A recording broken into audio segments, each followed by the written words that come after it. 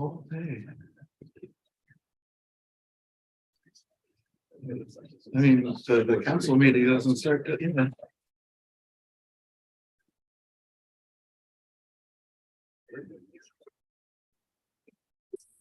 Yeah.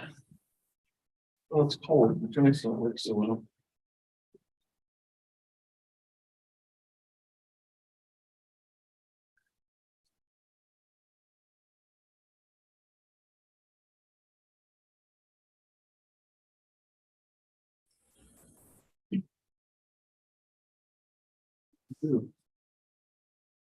Oh.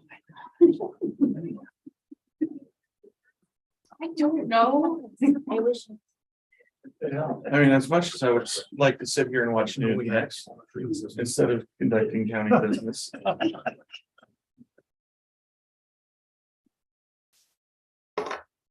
Oh, jeez.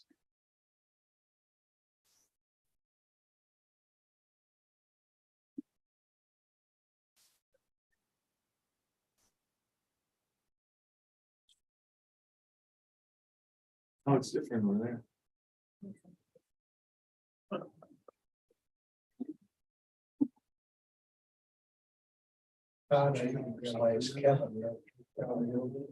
Yeah.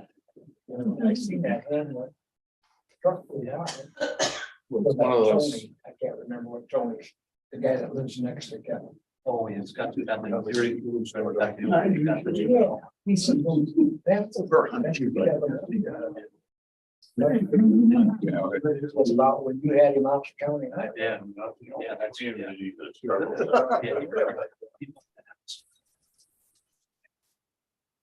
was a kid in my class. There's not enough buttons on this remote. Yeah, that was.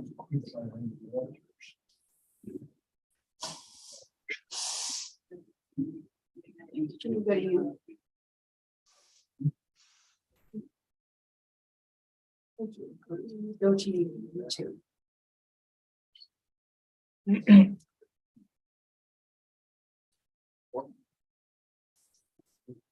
Get it? No. Yeah, I have, I just only put the. Screen, you know, it's like, that will be, I don't know how to get back to.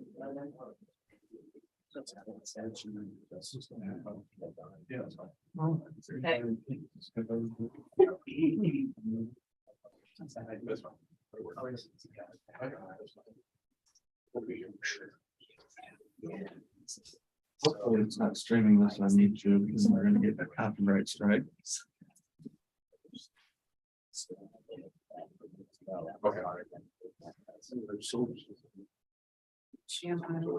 Source, under source, there's TV unknown. Oh, yeah.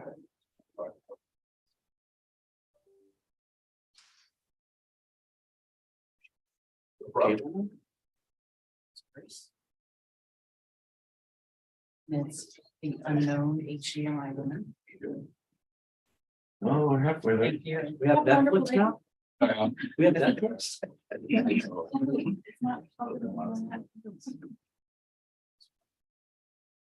Oh, this will be fun. This will be fun. It's up on Okay. this one. Get it right on that one and then we'll fix this one. Oh, boy. Mhm.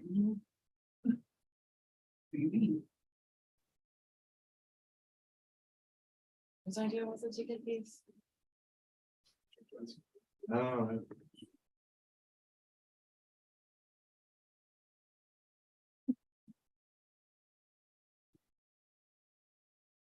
Right. Okay, thank you. all right. All right, I'll go ahead and call meeting in order. To the flag of the United States of America. To the republic for one nation, under God,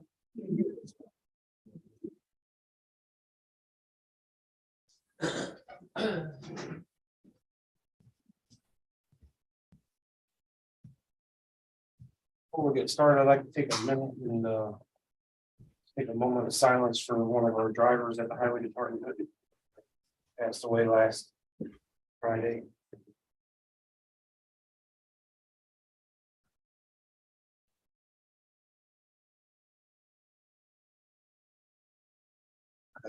Thank you. First on our agenda is Don, is it e-sign? That's, Sorry. that's okay. You want to come on up here?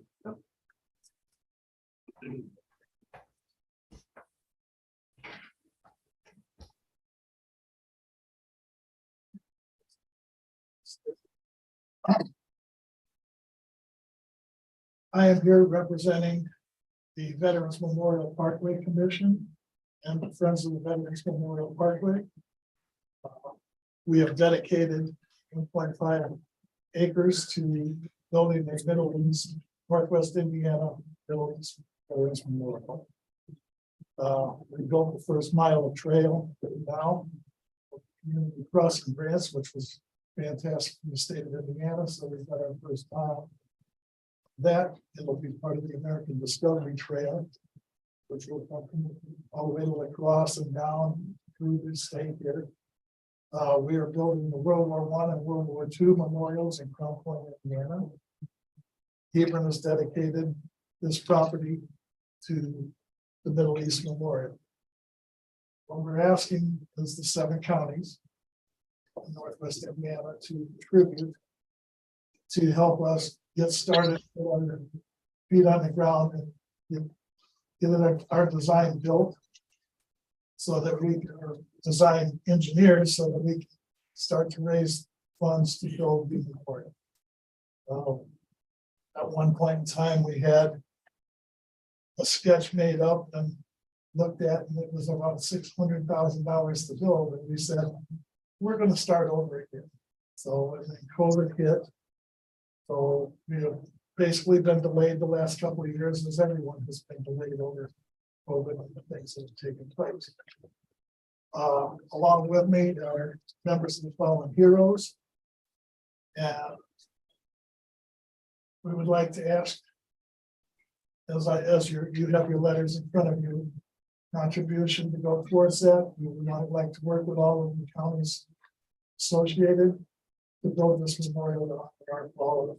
And also we plan on honoring the men and women that have come home and suffering through PSD, committed suicide.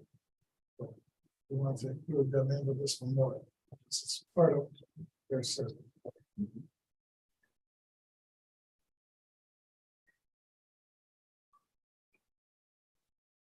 So you're asking 1,500 from Stark County. Yes. I have no problem with it if we have a place to take the money from. That's, Yeah, I was gonna, as a veteran of the global war on terror, I have no problem supporting this. As long as we have $1,500. I'm sure we can swing that out of your commission budget. All right, good. I'll make a motion to approve the requested $1,500 for the Friends of Veterans Memorial Parkway. Second, all those in favor? I am. Gentlemen, appreciate it very much. We will keep you informed of as progress goes on. Thank you. Thank you. Thank you.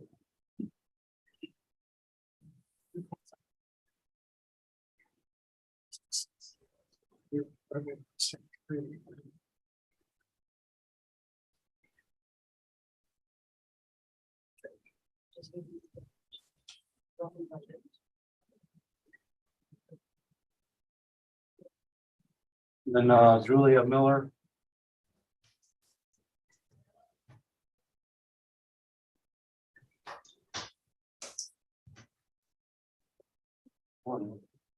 Copy of the contractual services agreements. This is our annual agreement that we signed with the commissioners. The amount that's listed on the index, the amount that was in our budget. For 23.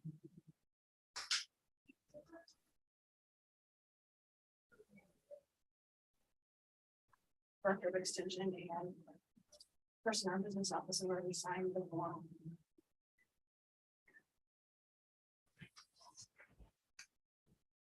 For signature.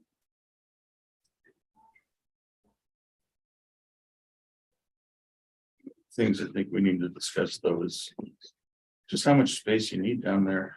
Because I know we have need for some of the area. We've had some items in storage down there and we want to make sure we've got access and we might need to even expand that. But this doesn't address just how much No, we're going to, space we give you. And I'd like that to be a little more formalized than it could be. the space, Yeah, this doesn't address space for any of the counties. right. Like we could meet. We could set the time to meet and go through the space down there. Okay, This doesn't say the exact spaces, it's just. That there is space. right. We can have that conversation. Is this pending that or? No. Yeah. Make motion to approve pending discussion of dedicated office space, square footage. Second, all in favor? Aye. You should sign this. I have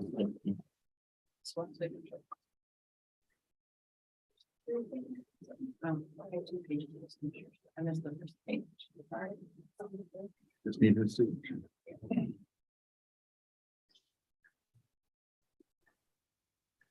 You After Thanksgiving, want me to reach out to you? I'll reach out. Probably. Second or third week in December.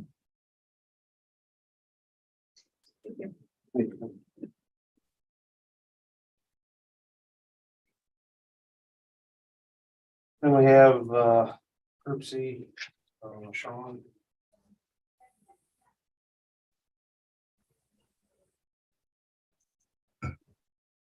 Morning. You guys have first up. That looks like the extension, the addendum to the Troyer contract. Yes, Troyer Group is asking for some additional funding. For their efforts. And they're adding it to the current. Contract, and that's for the change orders that we've had, or change order that we have. And the additional work that they had to do, so they're asking for an additional $1,700 to do.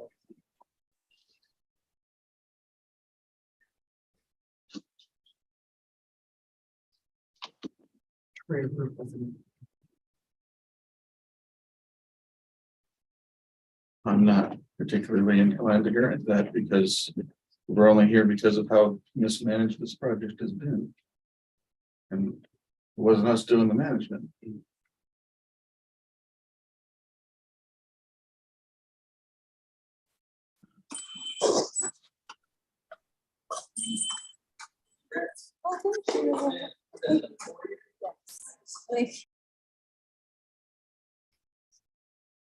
Have to let them know.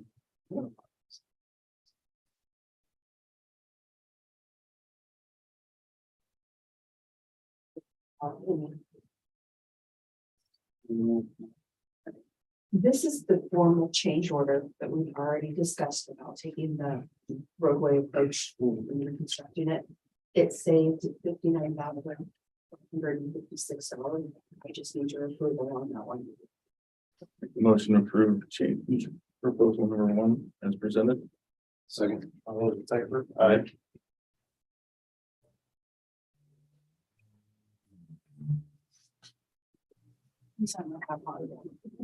Oh. That's no thing, she's going.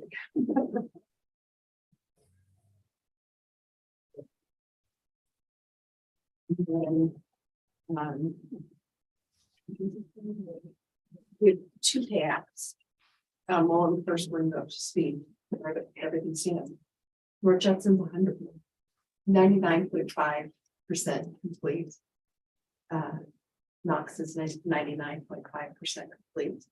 And Bass Lake is 65% complete. They were waiting on this change order. they'll be done now that they've got the change order. They're expecting to be done by the end of the week. I talked to them myself this morning. Everything lines out to be done this week. First week of December, then we're gonna schedule walkthroughs. We would like to have somebody from the county walking as well. So we'll let you know when those are gonna be done for sure. We'll have Knox and from North Judson as well, so everybody can see it, make sure that they're all in agreement that it's been done. Troyer Group has walked the 2 that are already complete. They had a couple of minor issues with some seed. That's already been taken care of and resolved by ground around. Looks good. I'm going out today to take some pictures and things like that. But we are actually coming to a close. My hope is to be able to collect this by the end of the year so that nothing falls on Rachel's books in 23 for it. When we do that walk, Rachel, the last payout will be ready at that point in time, and so we'll be able to have it. You're gonna go ahead, and get approval days, we're gonna go ahead and we're gonna actually draw on the sale. So those final payouts can look like to go with them. So payout 2 for the project is for $62,554.14. So I would ask that you would approve that one. And then payout 3 is for $97,761.60. And we would bring payout 4 and a retainage payout back to you in December so that we can get the final one done once the walk's been complete.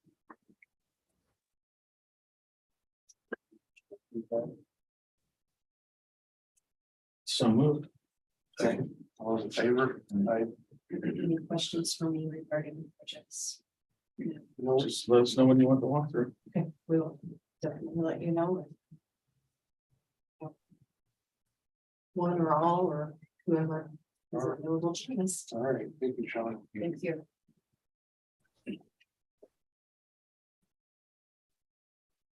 And it is the treasurer.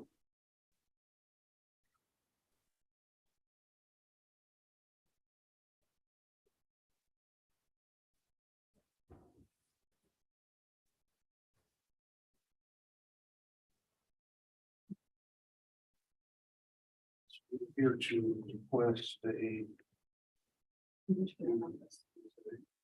I see it from that, but you came to meeting. I think that's part of.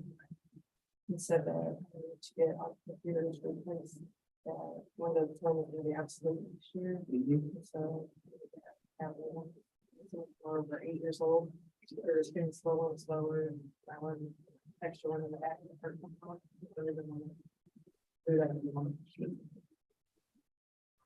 Yeah, I know they're old. So are you,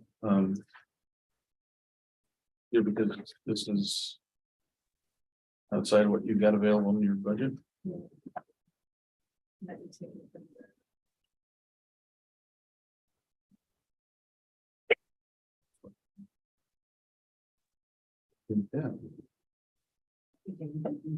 That's what you want to pay it from and suggest to the council that's where they should pay it from.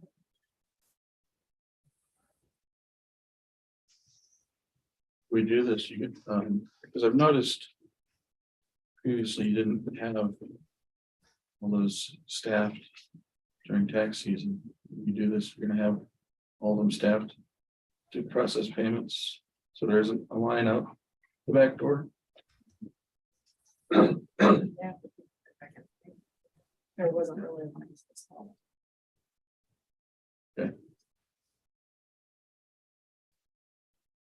So I thought you'd have enough wiggle room in your budget since you weren't, paying 2 extra. What do we call those?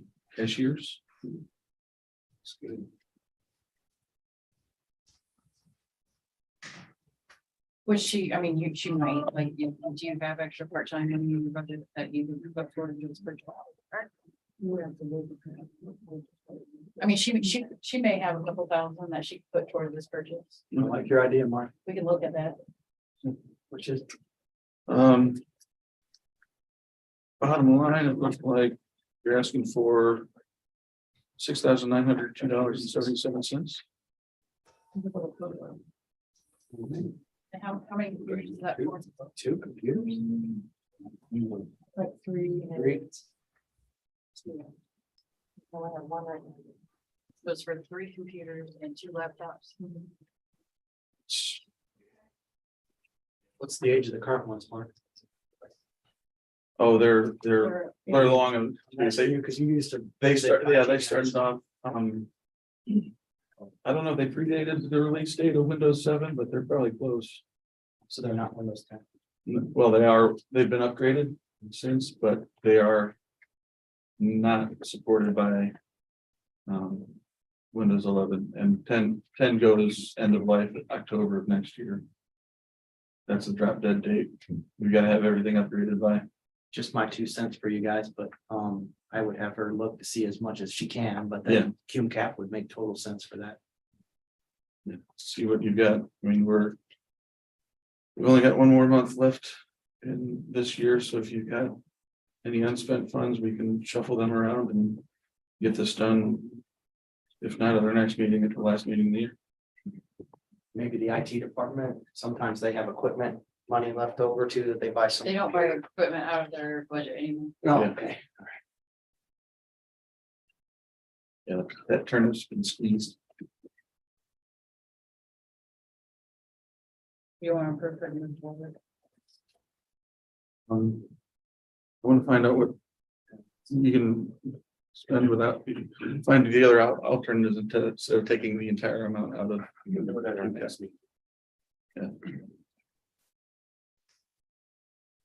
Oh, do it this way, motion to table. Always. Aye.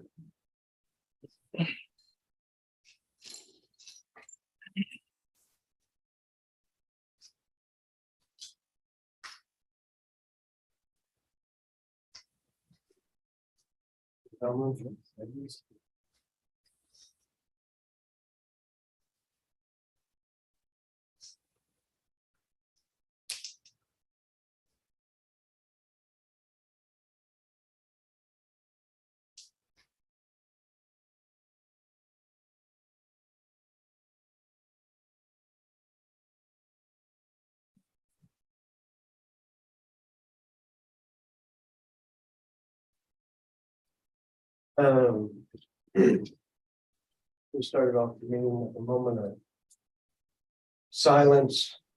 We did lose a driver on Friday morning. Single vehicle accident. Currently we have 13 full-time drivers. We do have 1 part-time CDL driver. The road mowing crews are done for the year. They've been put away. We still have the brush cutting tractor out going 3 days a week.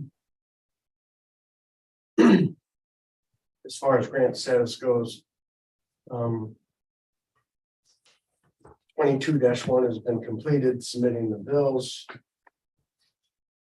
I'm sorry. That's what it says here. Yeah, I got them out over. 21-2 has been closed out. So we squeezed 2 big projects into this year. We did 21-2, 22-1.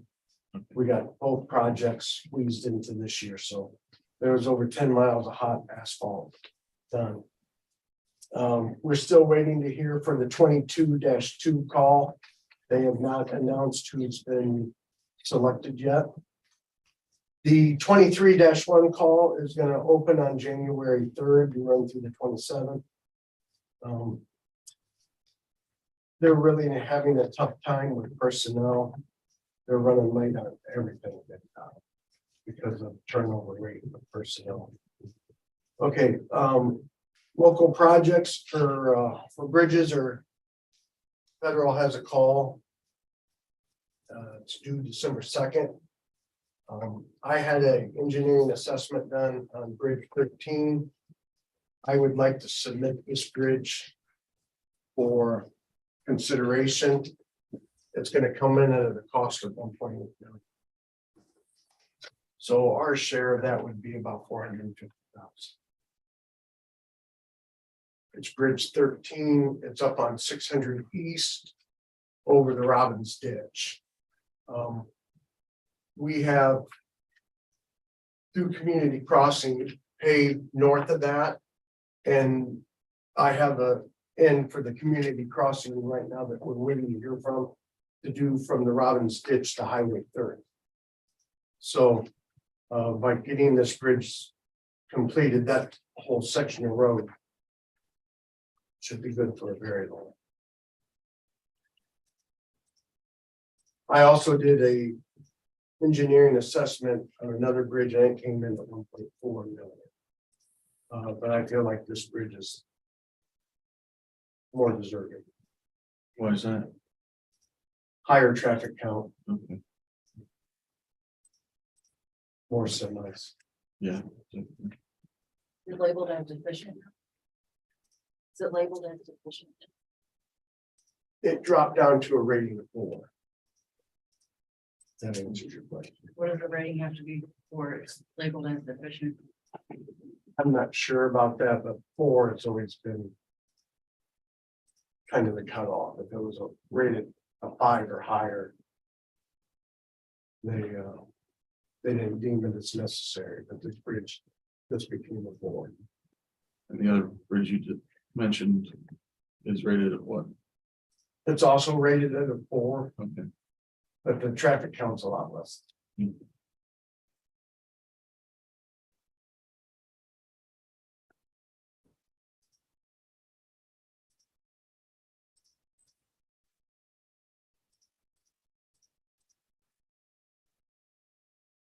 You want us to put the permanence in is what you're basically wanting, and then it.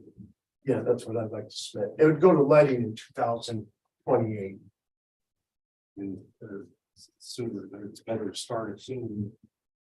Instead of waiting. Yeah, it takes like 6 years to get a bridge built. So So sorry to interrupt, but our portion is $400 and some $1,000. the Is that right? the 20% would be like 400,000. So right now you get half seated. Dave, are you listening? Yes, You get half seated. So hypothetically, in 4 years, what if the council doesn't give you half seat anymore? Are you gonna be able to pay for that? That's why I'm asking for permission to submit this. I mean.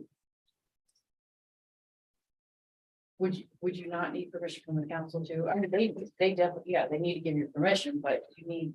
I mean, we would need something saying we definitely are gonna fund it, because what if 4 years from now, your council says, nope, we're not I'll giving you have to be that. completely honest, Dan, the reason why Rachel's bringing that up is we've talked about actually utilizing those funds in other areas. So I mean, I think, the other question would be, would there be some other funding sources that would cover it?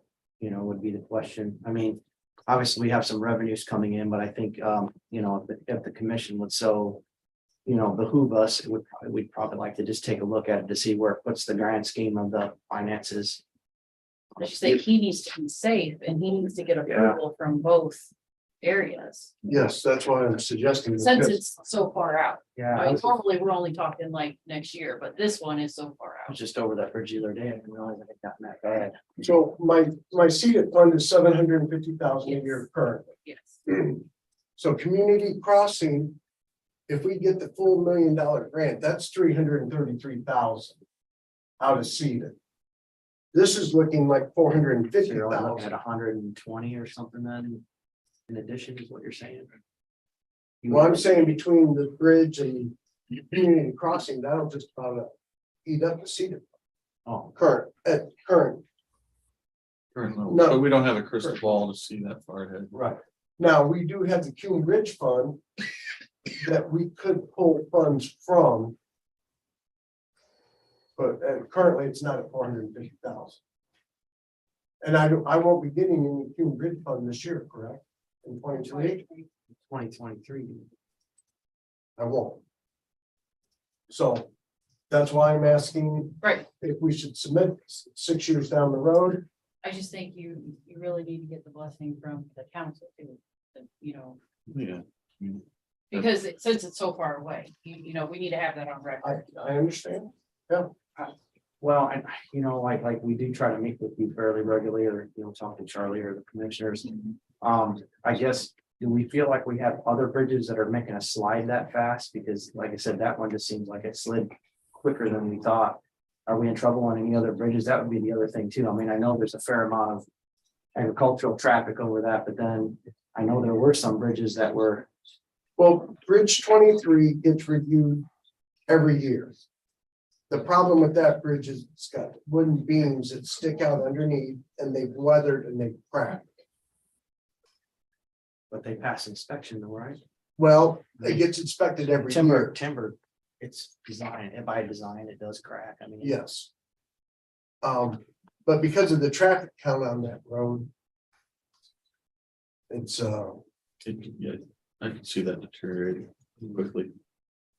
but we are talking, That's the- 6 that's the years out major to route. build a bridge. That's the major route from a lot of agricultural traffic to, they're taking fully loaded semis of grain to go up down that road. That's why, But if we, sit and wait on this, whatever, yeah, no, it's it's not, gonna push us out. yeah, it's not something, I mean, yeah, by the time we get there, I mean, this could be a highly deficient bridge. Right. I think, when we construct the budget for that year to be presented to the council, we need to be mindful of that. Right. The call for We'll this shift things project, around as needed then. the call for the project is December 2nd. So if you want me to go tonight and discuss it with the council. We'll still have to move quickly to get it submitted by December 2nd. Mark raises a good point. We do need to have just a solid plan to support the co-op anyways. I mean, to get grain to market. So, not just that bridge. I mean, it might be worth our while too, just to look at our grid. And, we've had some discussions about State Road 8 before as well, and that had been a straight shot to the co-op. I mean, I think having a couple of really solid routes that connect, our primary areas of, production might be worthwhile too, just to make sure that, we're set.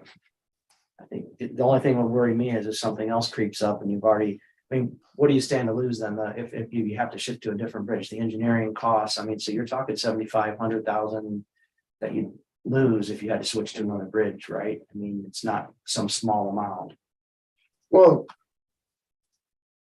we really don't, at this point, we really haven't lost them. The assessment was 7,500. Right, so like if it shifted, let's say the commissioners decided next year, after looking at our funds and maybe seeing we're getting the next year past COVID. If they decided to abandon that bridge, how much are we out? I mean, just to save you the trouble then of having to have the council look at it, like what are we looking at financially? Maybe 20,000. Which still is more than a drop in the bucket, but compared to, what we would gain if we do go forward, because all we gotta match is 20%, on a project like this. I mean, I think it's worthwhile to move forward on. yeah, I mean, and for knowledge of the council, just if you can update your bridge priority list, just to kind of give everybody an idea, because not everybody in the council meets with you regularly or, would know. I mean, we try to convey that, those of us that do see you, we try to convey that during the meetings, but obviously with so many other things and only meeting once a month, it could get lost in the wash, but just so we're kind of prepared with what you might be coming with. Okay. So I'll make the motion to approve. Submitting bridge 13 under 2023-1. All those in favor?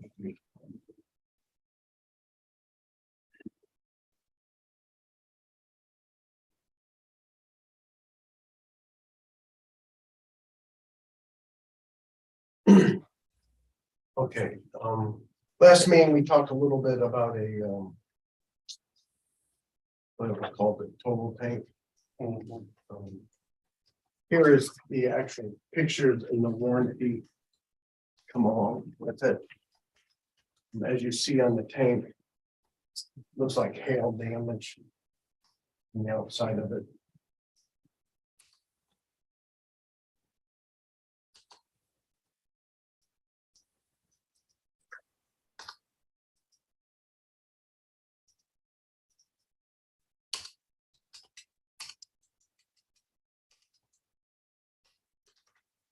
Service Brian. It's the same thing.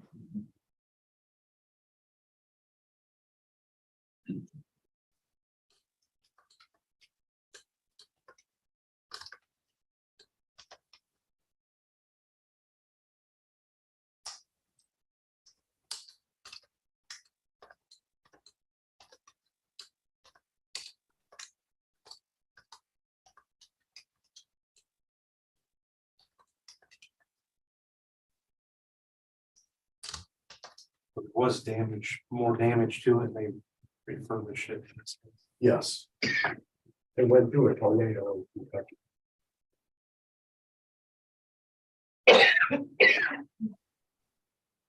Where's it at right now? Cloverdale, Cloverdale, Indiana, just outside of Indianapolis.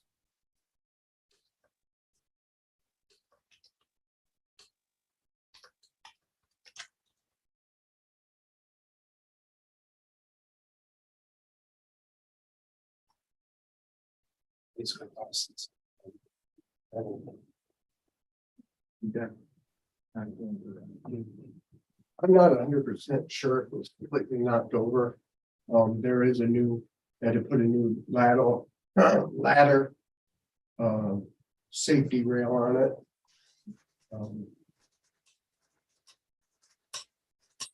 That was in the picture right there. That was damaged, so that's gonna be.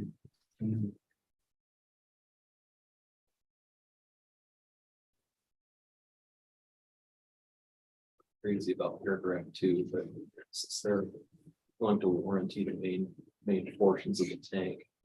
I suppose it's not. You have a chance to look at this, Dan, just by the pictures I sent you. My mechanic has laid eyes on it. I have not made the trip yet. My only concern is this carve out number 2, and this is where I defer to your mechanics.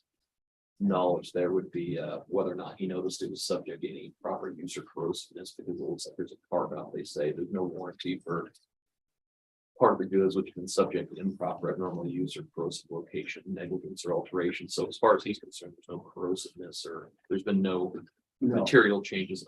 Then that's fine. If his mechanic is looked at it, so that's not the case. Yeah, because that was my concern, was just, you know, if we get a year and it leaks.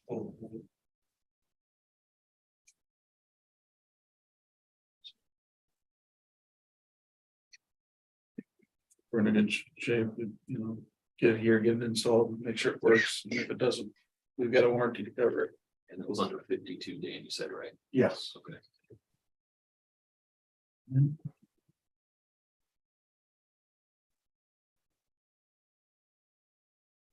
Hopefully it's in good shape.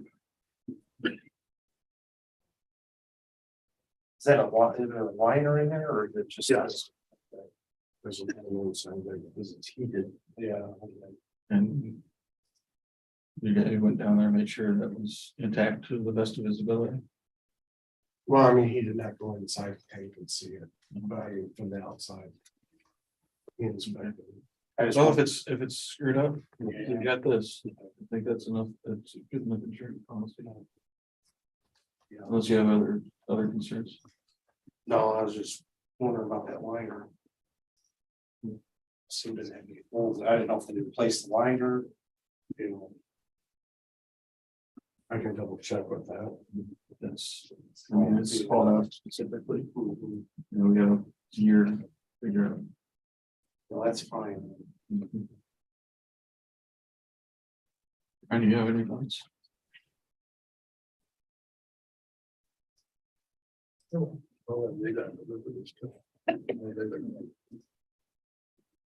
Yeah, how does it get from there to here?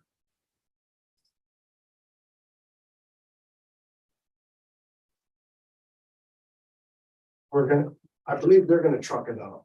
Would hope so. They're gonna help us get it erected. We'll have to hire a crane to set it into place, but they will be on site to help with that. We will have to pour the concrete pad that it's gonna sit on, which they sent me a spec sheet. Sheet in here of how the concrete pad is supposed to be poured. So we'll pour the pad. We'll get the crane lined up, they'll come up, they'll help us erect it. So I'm not sure if the cement or the crane will cost more. Haven't looked into who's got a crane around Stark County that will. At least it, Yeah.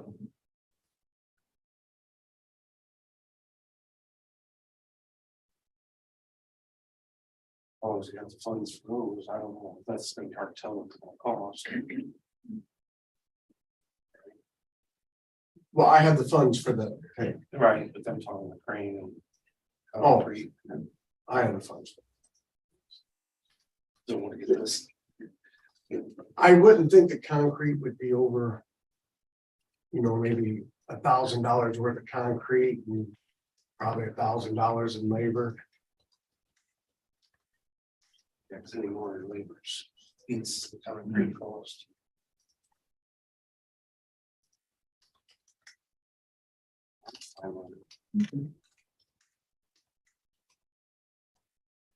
we'll make a motion to approve the purchase of the total tank. For, what's that number? That's a new one on here.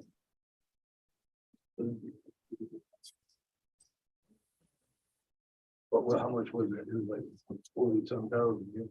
The new one's like 81,000. No, you had, last meeting you had I'm the number. $36,750. Motion has amended. All in favor, right?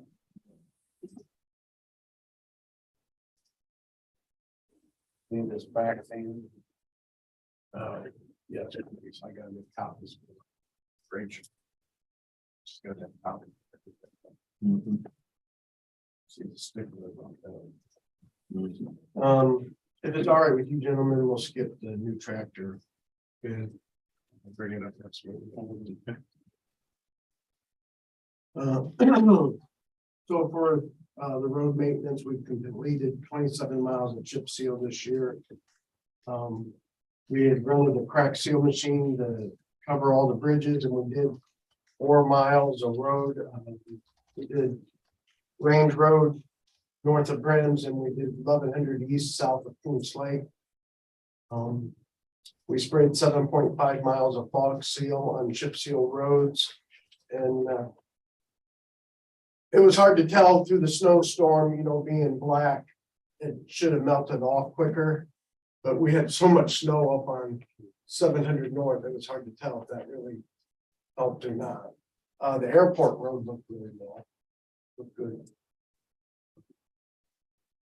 So training, October 5th, we had chainsaw training with LTAP, and we ended up, we had a storm not too long ago where we had a bunch of trees go down, so we brought a big log back to the shop, and we did some one-on-one training with new employees in the yard on running the chainsaw. We've had 2 sessions of snowplow training, one with LTAP. And then the second one was with Bliss McKnight, where they bring the simulator up. And all the employees went through that training. We had been putting plows on the trucks of new employees and sending them out with a senior driver to get the feel of the road with the plow on. Last Tuesday and Wednesday, Jessica White, the asset manager, and myself was in Lafayette for safe road training. There's a program that if we adopt a safe road policy, that opens us up to some special grants. So hopefully next year when the grants open up, we'll have a plan in place and we'll be eligible to apply for grants to help pay for signs. But it applies for a lot of things. We can help paint the roads, put stripes down, helps with some equipment. The solar project, we put up some new stop signs out in the Mammoth area that says solar traffic 35 miles an hour. To keep the rock trucks from speeding through the project. You can see that there is physical damage being done to the edge of the roads now. The roads are starting to take a pretty good beating, so we're trying to address that the best we can. That's all being documented. Well, Are we it will taking be. pictures or Well, as the damage happens or, I haven't been because Okay. it's gonna continue, okay, so. just monitor it and then when the project's done, we'll have, okay, this is what it was at the beginning, this is what it is now. Yeah, we Make took up a the video difference. at the beginning, we'll take a video. at the end. So we're trying to work with them to keep the roads as safe as possible. Next area, nothing really to report there. The Hoosier Solar, I still haven't received any maps, so I don't know, I haven't heard anything new from them. so I don't know what's going on with that. Larry, you're in the back. Yeah, Can you speak to what they're doing? things are moving, but not as fast as they had hoped. Okay, But they would hope to submit a plan next month by the end of the year. And then those documents would be.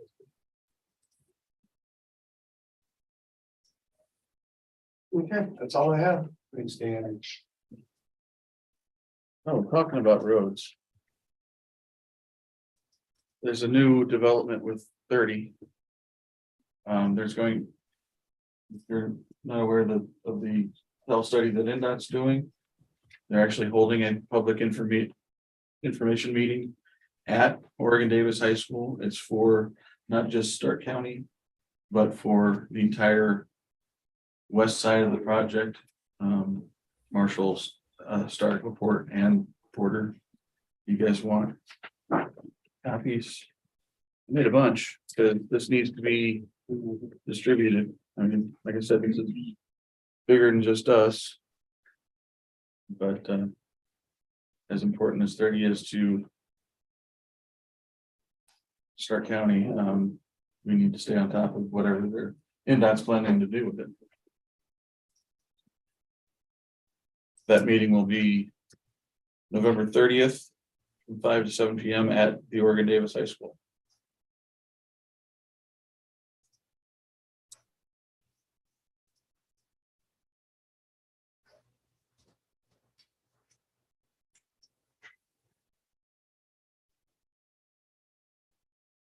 We have Larry and Nancy. Since we didn't meet last month, I have August and September for aftermath that they have generated. This is the month of August.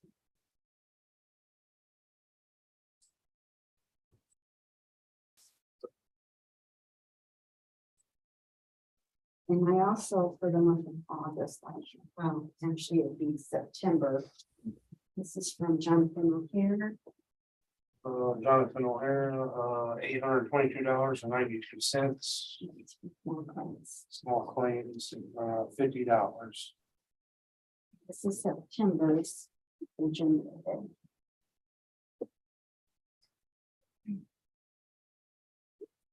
Mhm.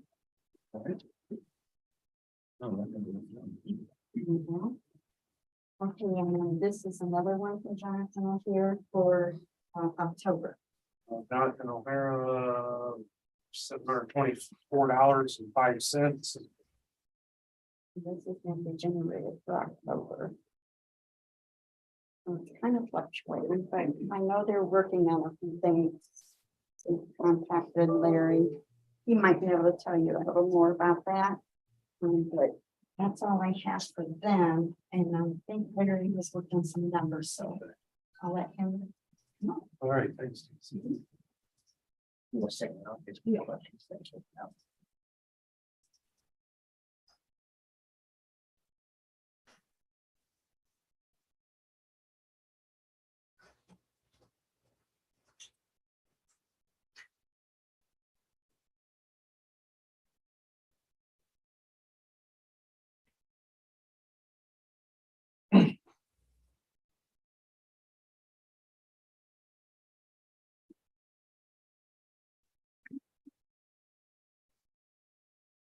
We're talking about the revenue. What I do is I look at the revenue versus our expenses. And I give kind of an idea where we stand with that.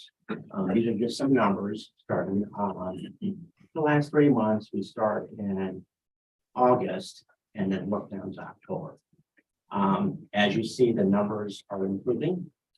The numbers can be misleading because what I do is I take it as if I was a company and I take it as this is my revenue coming in, this is my expense, this is my revenue or loss. However, in county, that money we bring in goes into the general fund. So there's some difference here when you look at it on the county and how they do the financing and how a private company does. And Rachel, you can chime in on this. But just looking at those numbers is where we are. And when you go down and you look at October, we had a great month in October with a $5,200 loss. Now, again, that the revenue does not come back to me. So I say if it did, I would need 5,200 out of your budget to pay for ambulance. That's all I'm saying. So those are just some numbers on how we're doing. The biggest thing in it was cutting our overtime. We were getting killed by overtime and our expense and our ambulance supplies. So that was the biggest issue, and we're starting to see some positive change in there. And I'm hoping it's going to continue. I'll get to Acumed in a moment. Our budget's looking good. We do have some areas that are maybe in the red by December, so we're watching those. However, there is money to transfer to those areas. So I do have, if you will, some hidden funds that I'm not using that I can transfer. We are watching everything. That's not the word you use. Yeah, I'm sorry. That's, you have unexpended funds in different line items that will reallocate at the end of the year. There you go. Yeah. Yeah.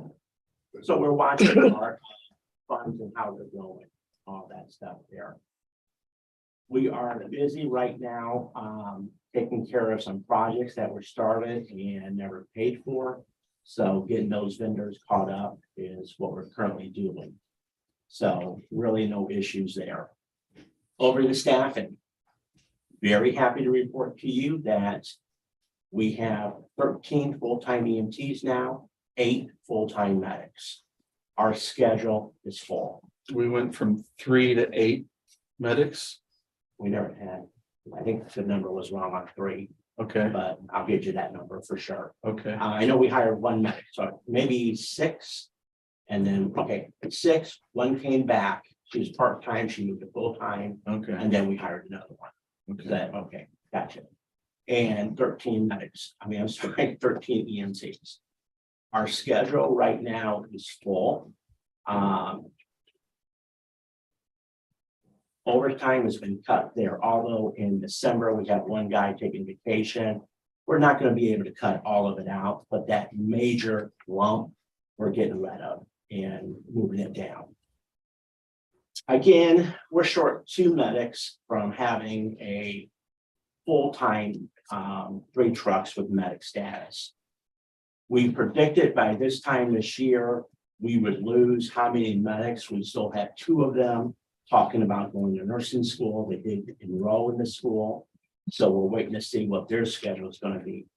But a couple of months ago, we're talking about putting the chase vehicle on with our lack of medics. However, we were able to push that back.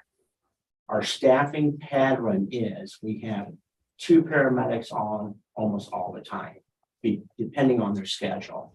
So When you look at that, 2 of our trucks out of 3 have paramedics. One of them has 2 EMTs on board. And eventually, hopefully, we can recruit some part-timers and I'm getting phone calls about part-time employment and get those onto the truck. So staffing wise, we're looking good, doing much better. Could always do better, but we can live with it. No issues on the staffing area. Let's catch up with myself, got that one. Transfers. I did receive a contract from the hospital regarding transfers and went through that. There are a couple areas in there that we could not meet. One of them was they wanted 24/7 coverage. With our current staffing, we cannot guarantee 24/7. The other issue was they wanted a dedicated truck to the hospital. And that dedicated truck can be used for nothing else. That created a problem in a mass disaster that we wouldn't have trucks for them. And the other issue too there is that if we could not take the transfer, they wanted us to contact another provider and pay the provider to take the transfer. But, so there's a letter in your packet that I sent to them addressing those issues and asking them to look that over. Another part of the transfers was in order for me, because of the EMS shortage going on, in order for me to put a EMT on a transfer truck, we're going to get back into the overtime issue. So this is going to create budget problems. So what I did was ask the hospital and their administration if they can guarantee 3 ambulance calls a day. 3 calls, we break even. Anything over 3, we'll be doing good. And then I said that if you cannot guarantee 3, can you pay us for what we don't run? So in this case, if we ran 2 calls, they would reimburse us for that 1 call in order to balance that loss on the overtime. I have not heard from them, they're still talking. Once that gets final, I'll send it over to you guys to approve, sign, and move on. So we're just now talking back and forth with the transfers.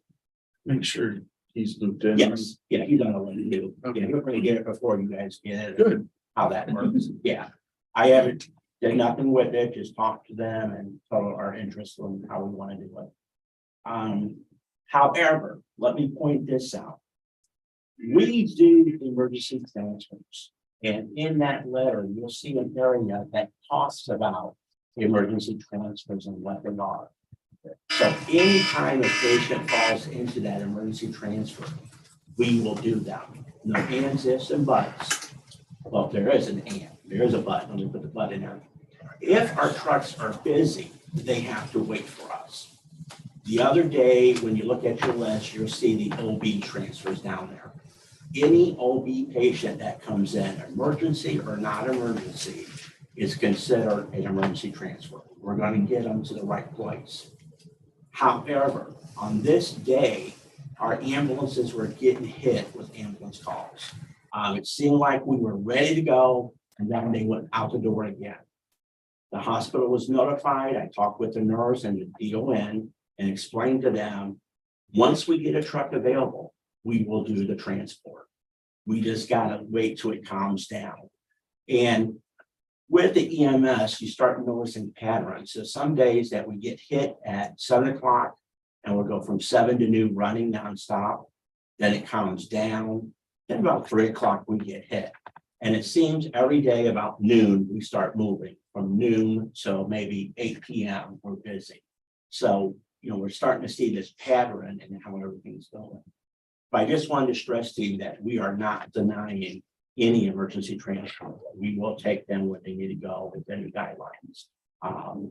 So if the helicopter can't fly, we'll do it. So not an issue with that one. That looks good.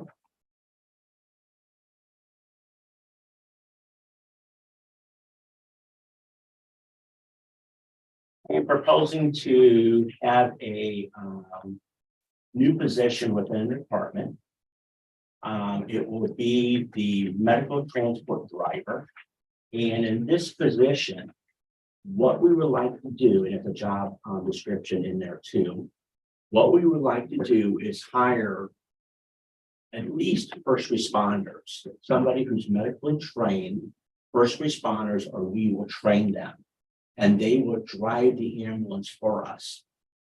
The purpose of this is number one, the transfer truck costs me overtime, costs everybody overtime. So if I can bring these guys on and put them with a transfer truck, then I'm cutting my overtime down. The state of Indiana says that on a basic life support truck, a BLS unit is what we call, you can have a driver on that truck. However, on a paramedic unit, we cannot have that driver. Not only would these guys be beneficial to us, it cuts our overtime. I'm planning, we've got to talk more about in December. I'm planning to join with Porter Hospital and offer EMT classes down in the Knox area. Our EMT classes will be EMT and advanced EMT. So as we see our medics fading away, going to higher paying jobs, we have another alternative to our advanced life support care. Is there any coordination with those classes in the EMT program currently provided by Skill? They are a part of it, yes. Okay. Yeah, we're working with them. We're working with everybody to make this happen and get the program going. The hope with the EMT class is that we will be able to bring up that part-time full people. The emergency or the medical transport driver could be an EMT student, getting their hands wet and learning from the field too. So that is the purpose of the medical transport drivers.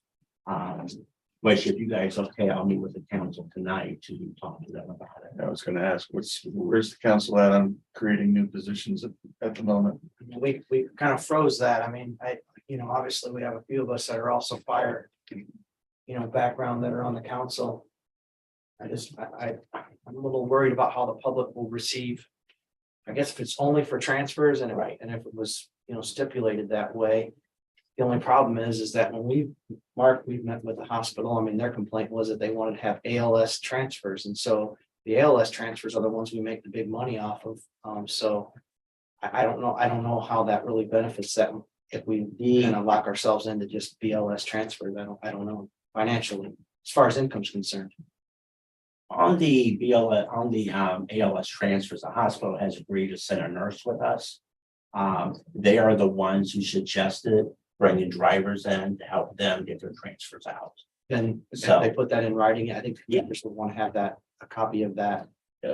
Yeah, I would say we do that before we create the position. It's a good idea that if the hospital is going to do that, because that was a major complaint that they brought up to us was the lack of ALS transfer capability. yeah, we can do that. Not a problem. So I got a question. Are we utilizing a different rig for that? Or are we pulling one of the 3 medics off to do that transfer? It'll be a different rig. Okay. There's another major added cost. And look at too. I think they run 4 them. I think they have 3 and then they do have a transfer. Yeah, we're budgeting for a transfer unit. And it sounds like you're taking steps to make sure we at least hit the break-even point on that. Yeah. But I don't think, it comes down to what we wind up looking at in writing with the hospital. Right, no problem. And then with Acumed, working with Acumed, we found that some of our documentation is not getting through. It's where the scanners are not working at the stations, paperwork is getting lost. So we made the rule that when you're at the end of your shift, you fax everything over to the office. So we can process those claims and get them out faster than what we're doing. So any questions? Oh, I don't, no, I never wait to the end to ask my question. All right. Thank you.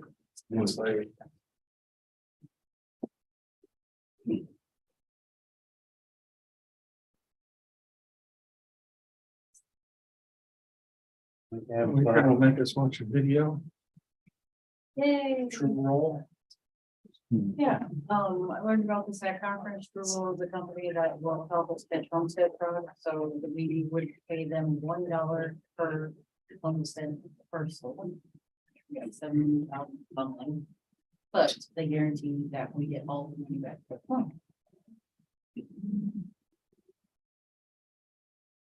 TrueRoll is an innovative data company that focuses on the intersection of data science, accounting, and taxation accuracy. They empower local governments to create equity in their communities by helping them identify and recover lost tax revenue, often generating over 500% annual return on their investment. This found money can then be used for schools, public safety, infrastructure, and other important public services. With TrueRoll, our customers easily maintain the accuracy of their most important function, determining market and taxable values. To accomplish this, our artificial intelligence-powered solution uses thousands of data sources to proactively identify errors in tax rolls and recommends updates for things like eligibility conflicts for owner-occupied tax benefits programs and incorrect home characteristics in fast-changing neighborhoods. TrueRoll is a contributing member of the IAAO education track and was recently recognized by Government Technology as a top 100 company focused on making a societal impact. Our team includes government alums, data science PhDs, and master's degrees in public policy, teaching, and computer science. We founded TrueRoll to provide state-of-the-art solutions to improve social equity, the lives of citizens, and the work experience of our public service members.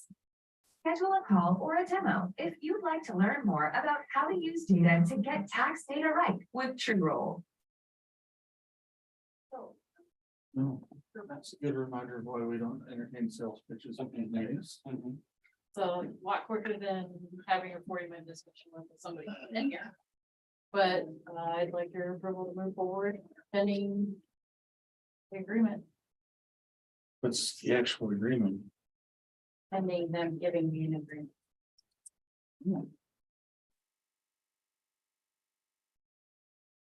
How do they make money? Cause you said they get whatever we spend, we get back, but I mean, what's in it for that? Well, we paid them the initial $7,000, whatever, $7,500 some dollars, I think we got the card. So they're getting paid from that, but we're collecting from actually taxpayers who's been committing fraud. So we're not collecting from them, we're collecting from the taxpayer who has been getting a homestead and shouldn't have been getting a homestead all this time. Is that per year? We go back 3 years. So if we find something. It's gonna be forensic backwards and Yes, then we can go forward back though, 3 it'll be years. 7,500 every year though. moving No. forward. One time. Do they guarantee that we're at least gonna recover the 7,500? That'd be amazing. Yeah, Sorry. It's a one-time price.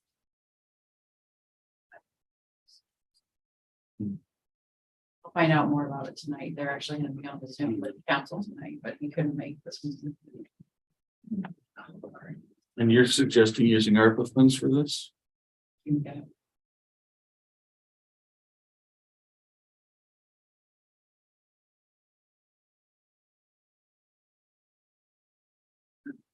The list of requests against ARPA funds is awfully long. I have not requested any yet. How does it receive in then? It just comes straight back into the general fund? Okay, It comes back into the fraudulent homestead fund. and then who gets to spend that? I do. Okay, that's what I was wondering. It must have been Pending council. another edge approval. on the sword. Yeah, Pending their approval. I mean, So basically, the general fund doesn't make the money back though. Like, then what would you use that money for? Like, just an idea, like what would normally that fund be used for to buy? The IC code on that fund is really just miscellaneous items for the auditor's office. So you couldn't like pay down your staffing costs or anything like that with that fund?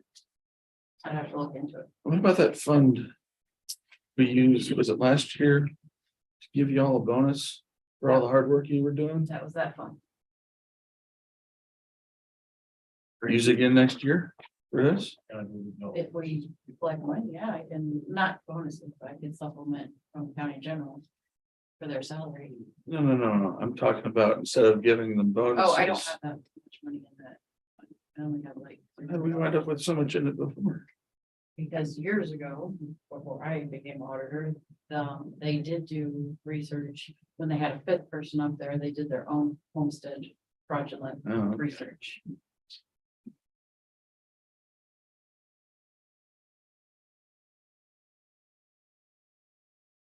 I'm not opposed to this, it's just where, which pot do we pull from to do it?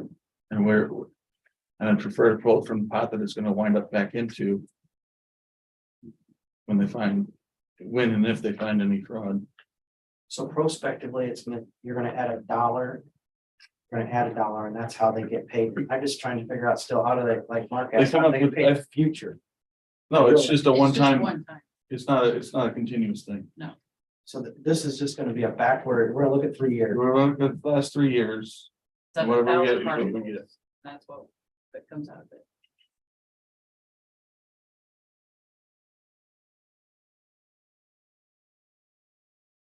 What happens to you?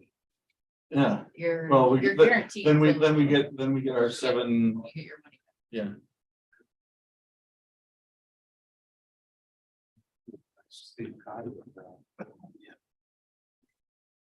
Yes. Saying that. Be nice if they just took the fees out of the check, you know. The money comes, the money that we collect comes from taxpayers. So. They don't collect the money from taxpayers. We collect the money from taxpayers. Yeah. So basically, we're gonna levy a fine then to these people and we have to, they're It's who's not, gonna it's collect. not a fine, it's homestead fraud. Right, but who's gonna collect that? We do. Then And it goes into a specific fund. Yeah. who processes that? We do. So how are we guaranteed though that these people are gonna pay their fine or whatever this is? We're not guaranteed that they're gonna pay their fine. They're fine. Then their house goes up for tax sale and then we collect the taxes off the tax sale. It's just so hard to collect that anyways. I'm just saying, it's up to you guys. It's 7,500 is a lot. It's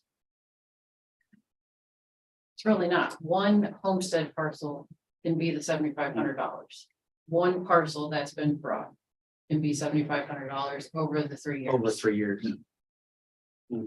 So if we found one parcel that was fraudulent, that's your money back. Yeah, and I don't have an issue with that. I just have an issue with pulling the initial fee from a fund that's outside of your budget line items. That's my only issue. You see it also that at one time there was 5 people in your office. You cut it before. You still have 5. Where did you fit No, five? Where did they fit 5 people in that office? Space wise. I mean, technically though, by code though, I mean, that department is supposed to find the fraud. I mean, they're chartered to do that. Technically, but we should be doing that on our own technically. Just- If you want to give me another deputy at $32,000 a year plus benefits, I'm fine with that. Rather take one away. To be honest with you. Get what you're saying, I just.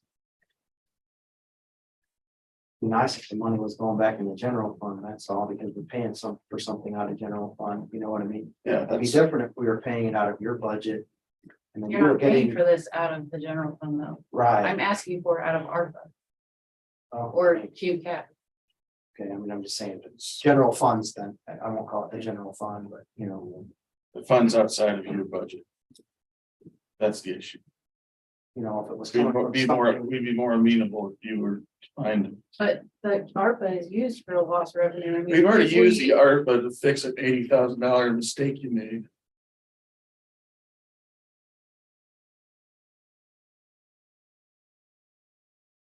I'm willing to approve it pending you find the money in one of your budget line items. No, just drop it. We can move on. Claims payroll.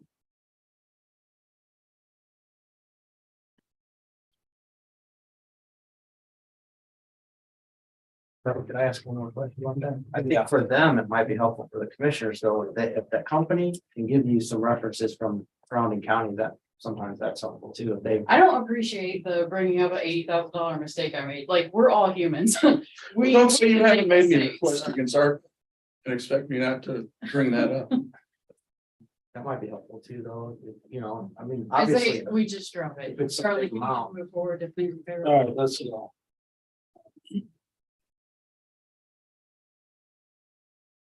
We got vendor claims in the amount of $414,288.69. A motion approved. Second. All those in favor? All right.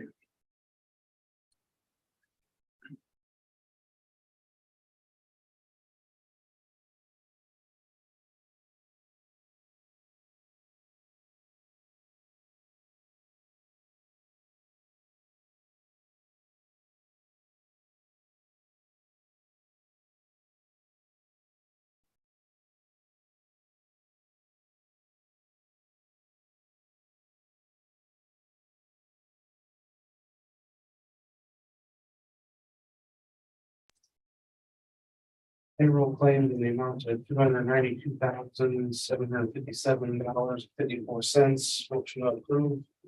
So moved. Second, all those in favor? Aye.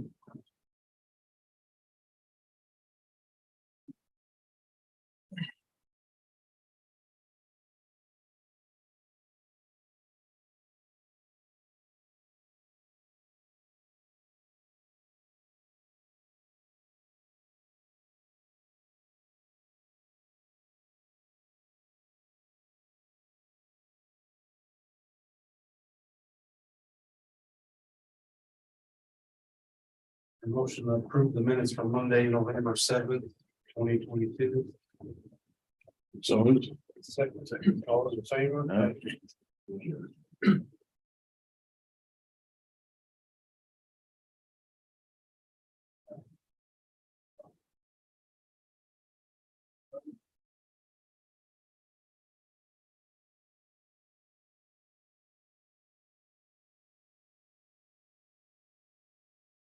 We have attorney trans contract.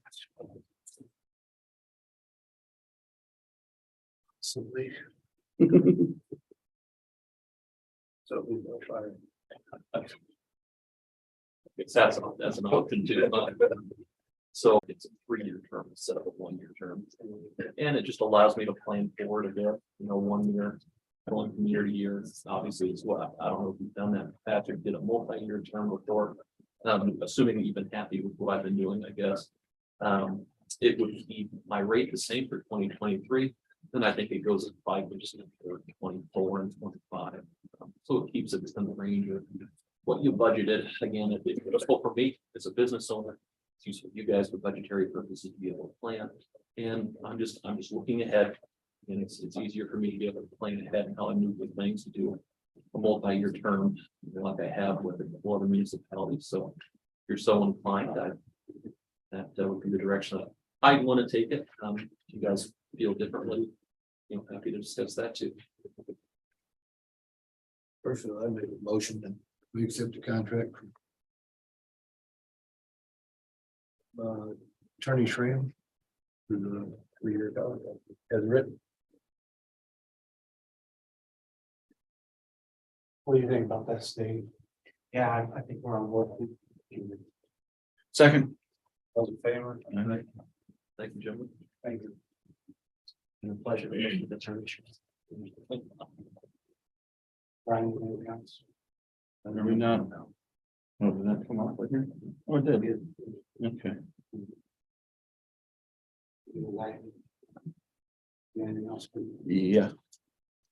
I know we're talking about this Wednesday. I just like you to go through it, make sure there's nothing that needs to be redacted. If it's decided to be released. There was a meeting last Friday with members of the council and the Knox. Yes, I was gonna bring that up under when you guys asked me for Yeah. discussion. Because the only thing I've heard officially Have a second. actually came from Senator Hatchick. I haven't heard anything from the city yet. Well, What's going on? actually, when you and I talked the other day, I told you that, Rachel and I looked at the numbers and we were thinking it was gonna be like around 120,000 if they. Well, just to put some framework around it, we were unsure until very recently whether the city would entertain us working together on an interlocal agreement. Where it stood was, well, basically from where you had heard last, Dustin and I had been talking to the city and, talking to Autumn.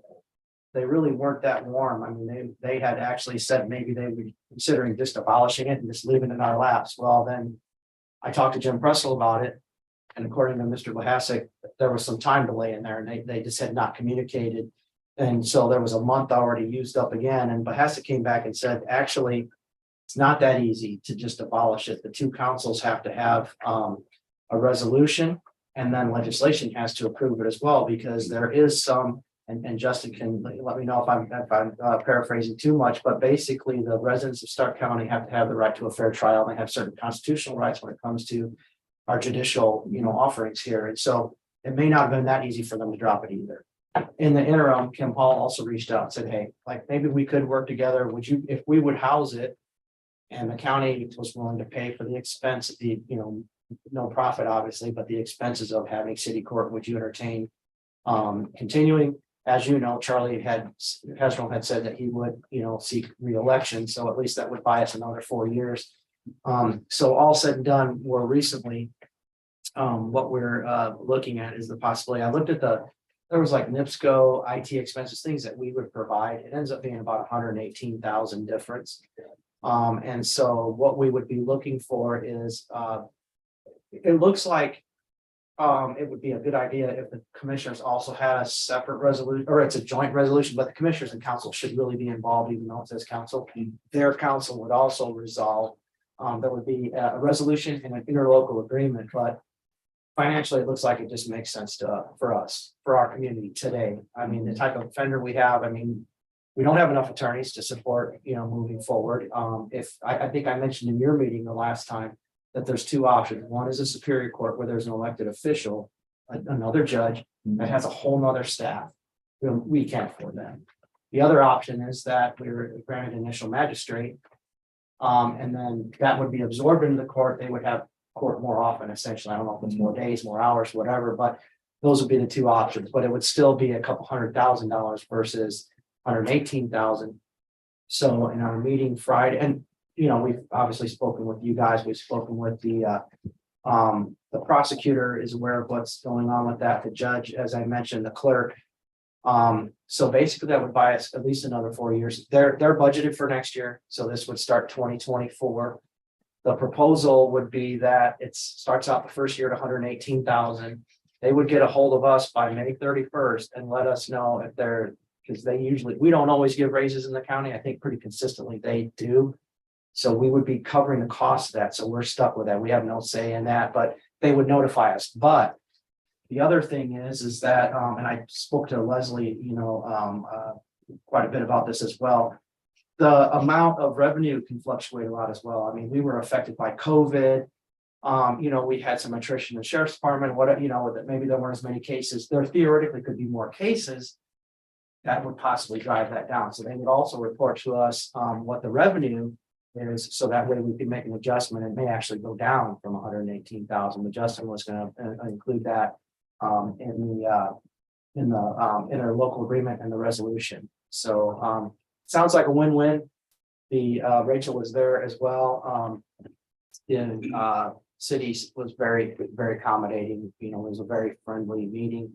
I don't know if Justin spoke with Autumn anymore, but she said she might reach out to Justin with some added questions. But did I leave anything out? No, I'll have the local agreement, the resolution for them, and I'll present it to you guys at the next meeting. It's just I've got the emails kind of over the weekend, so we haven't had time to do that yet, but they'll consider it at tonight's meeting. The only question I did have, and maybe, this is something you guys can shore up for me. Were you thinking that it would be almost like a biannual payment as we get property tax disbursements? So we're thinking Definitely, yeah. June and December, and that way it might help us understand the allocation of funds they got coming in too, because it was either that or you paid all at the end of the year. If you're putting the whole $118,000 at the beginning of the year, the offset. It helps us with cash flow and it helps them for planning. Yeah. Yes. Okay. Thank you. All right. All right. Charlie, there was one other thing I wanted to approach the council about, or the commissioners about. And this is high level. You could actually decide now, but I think that at least the council needs to present this to you. We had a change in surveyor. The person was caucused in. I've met him a couple times. I haven't spent a lot of time with him on budget things or anything like that. But he's not a certified surveyor. Now, when we had Bill in there, we made some special provisions as far as his compensation because skills, length on the job, he had a lot of, county experience, all those kind of things.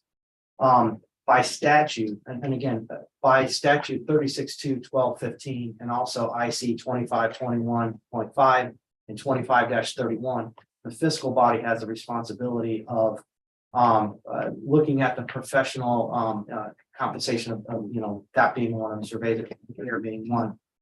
And technically, I think we had talked about this when we had brought up Bill's compensation, is that the set salary for surveyor, that somebody that is not certified by statute is to be paid 2/3 of that salary. So again, I feel like the commissioners can make the decision if you wanted to keep this person at that, but I mean, I think the recommendation from the council is going to be that we follow the statute. Todd's here, Todd's a former surveyor. I will admit that when this came with Bill before, we worked with Charlie and Bill and, kind of putting the framework on why and how we had Bill where we were before. So.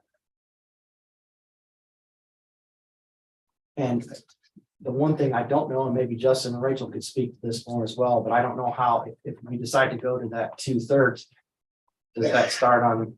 how does that start? And I mean, obviously in hindsight, I don't know if there's anything we could do with that. I mean, Yeah, he's already here, he's already collecting the paycheck, what's that at?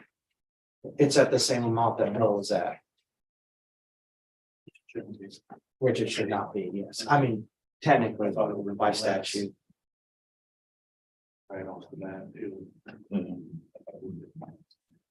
Yeah, and I don't know, I think, we haven't had a lot of time anyways. How long has he been employed, Rachel?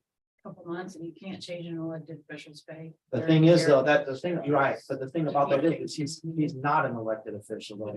Yes, he is, it's an elected position, it's an elected office. we can change. He it just next got year, though. caucused in. Yeah, Okay. we can change it for next year. That was what I wanted to discuss then. I mean, so as far as changing it for next year, is that the commissioners, are you supporting that the council move forward with that since it's required by statute? I supplied Dave with a copy of an ordinance coming from Indiana where they did. From exactly- Tippecanoe, yeah. Yeah, did exactly. Yeah, I don't have any objection with the council making that change to their salary ordinance if they choose to. That's what they want, that's.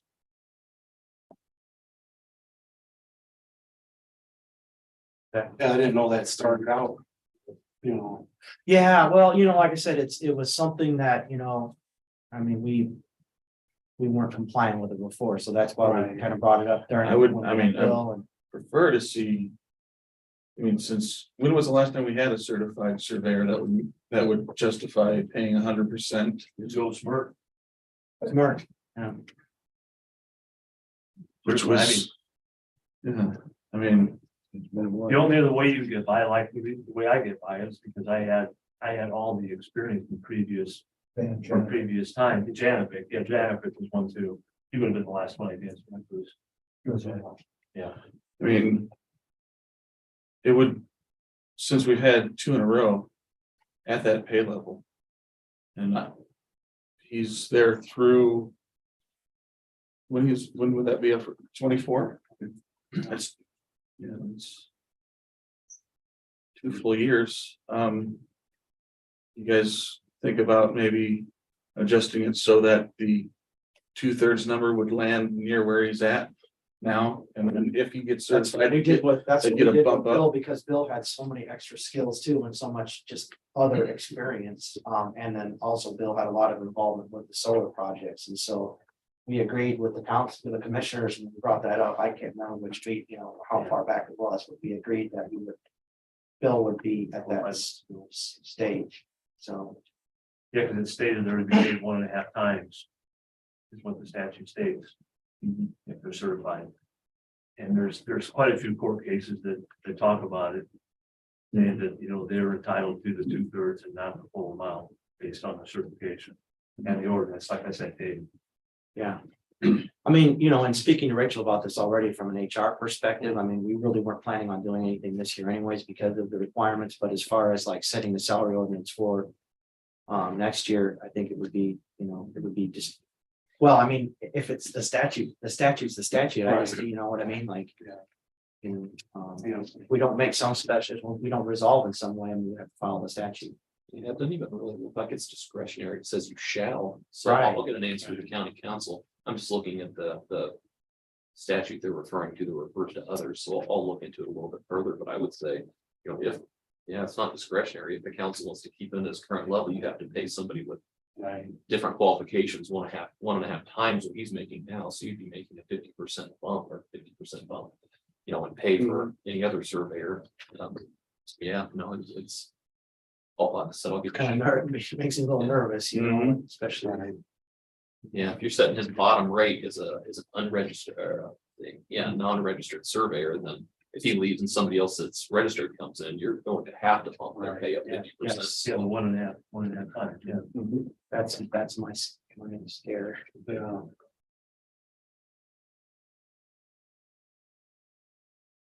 Anyways. You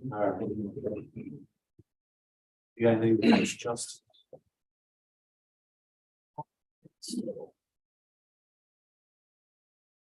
I forwarded to you guys an email.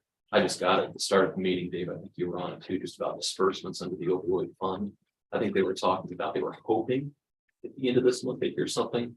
But still waiting to see when we get those disbursements. And you guys are getting a lot more than what a lot of towns are getting. I know some towns are getting $30 over about 3 years. So We put a lot of effort in. yeah, well, you guys had a lot more disparate impact. So We sure did. Continuing. yeah, that's the only thing I think that happened. Rachel, you Anyone else have anything for us? I have one question. Yes. What is, how many additional staff are needed for Superior Court? Well, in our discussions, we were talking about that. It sounded like it was like 3 people. I'd say the Superior Court down in Pulaski County has 3 full-time staff and a judge committed. Sorry, that's 4 including the judge, sorry. 4 including the judge, yeah. Is the judge's salary reimbursed to the county by the state or paid to the state? The judge's salary, that's what the legislation would decide as far as that goes, but I mean, we would still have to pay for the other staff. I mean, we'd still have to come up with that. So they pay for 2 city court staff now? So it would really be 1 additional staff? The city currently, I didn't bring the budget with me. The city currently pays for 2 staff. 2 And the judge is like 21,000 and the staff, yeah, it's. Right, but they're not reimbursed, but. Right, but I mean, the state would reimburse the judge's salary. Well, it Depends. doesn't have to be 100%, like sometimes it could be like 2/3 or Well, whatever. that's also a function of the legislature. They'd have to approve on their own. It's not just we add it. Yeah, we have to qualify it. They've discussed disbanding one down in Pulaski County a couple of times, and thankfully they haven't. But yeah, they still have to pass it downstate since they're funding it. We petitioned in the past in Stark County for Superior Court, and it turned down as well. It's been a while, but, because they've got about 80 some thousand for the 2 people. yeah, there were some other expenses there that, like a new judge and all that, it ended up being like 118 minus. More than that, we figure all the perf and the MICA. And the perfect bike and all that too, right? Yeah, I would say whatever direction the state's gonna gear is the one they're gonna choose. If they're saying, hey, you guys need a magistrate, that's what because they've got a vote on it. They're saying, hey, keep your city court functioning, they won't give you Superior Court. Yeah, it's interesting, yeah, because the Supreme Court basically kind of wants every county to have a Superior Court. But the legislature doesn't want to fund it, and so, the preference from the legislature would be a magistrate. My personal preference, again, just from my seat on the council representing the people, would be a magistrate. Because we could share the current staff, maybe have, more, court, but this will give us 4 years, I'm gonna suggest that, after we get going, at some point, like midway, we have a work study, a county work study, and we look at what would be best, for the county in the next, because I don't know. Because the other thing about it is that Charlie is not an attorney. If he tries to take a break or doesn't ever run, he can never rerun, and from that point on, it's gonna have to be an attorney, so that changes the scope of the salary quite a bit, so. You know, I don't know, you know, then we're in the same ballpark of the cost, you know, it's just a big cost save. Two things. The big cost savings right now is saying city court. The other thing is the type of offender we have in Stark County. We don't have these kind of people that we need, that I feel we need in court today. I mean, Kim Hall has done several different studies, and we did charrettes and everything else to decide. I mean, a lot of our offenders, unfortunately, are offending using drugs or crimes that are committed to support their drug use. And, you know, and then the other things are, the city court things are, you know, kind of more minor infractions that unless we get more young people that, and Justin and I have been talking about trying to get doctors and lawyers to, you know, come back to Stark County, we wouldn't be able to represent these people. We'd be in a big, I mean, I don't know if some of you got some of these contacts, but like the pauper attorney organizations and things like that, I've kind of reached out to some of them to see what to do, and it starts with getting an attorney, and then they help you figure out ways to fund it. But you gotta have the bodies first.